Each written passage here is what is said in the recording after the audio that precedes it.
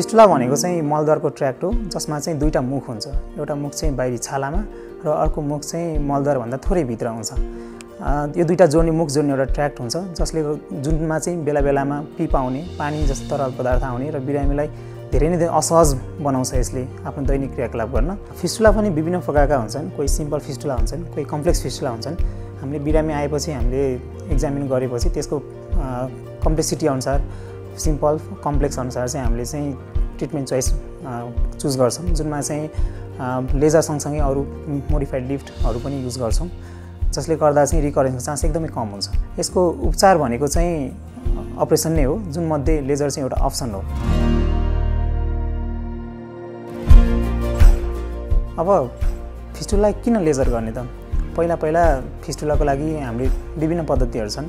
फिस्टुलेक्टोमी भयो, जुनमा चाहिँ हामीले फिस्टुलाको पुरै नै ट्र्याक नै निकालेर फाल्छौँ, जुनमा चाहिँ घाउ ठुलो हुन्छ, निको हुन टाइम लाग्ने भयो, रेगुलर फलोअप गर्न पनि भयो।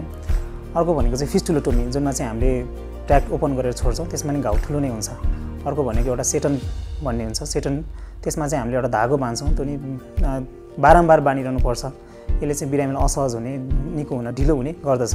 लेजर चाहिँ हामीले फिस्टुलामा युज गर्दा हामीले एउटा सर्टेन त्यहाँ ठाउँबाट लेजर छिराउँछौँ र त्यहाँको ट्र्याकमा चाहिँ हामीले लेजर फायर गर्छौँ सर्टेन जुलमा। त्यसले चाहिँ त्यो एरियालाई नै श्रिङ्क गर्छ र पछि घाउ पनि अपरेसन पछि घाउ पनि सानो हुन्छ। यसले गर्दा चाहिँ घाउ बिसो हुन थोरै टाइम भयो नि पुग्ने र हेर्दा पनि एक्स्ट्रा टिस्यु ड्यामेज नहुने भएकाले बिरामीलाई सहज हुन्छ। लेजर पद्धति हामीले फिस्टुलामा युज गर्ने चाहिँ यो चाहिँ नयाँ मेथड हो। यसमा चाहिँ दुखाइ एकदम कम हुने, घाउ पनि सानो हुने र रिकभरी पनि अरूभन्दा छिटो कम्पेरिटिभली छिटो हुने हुन्छ।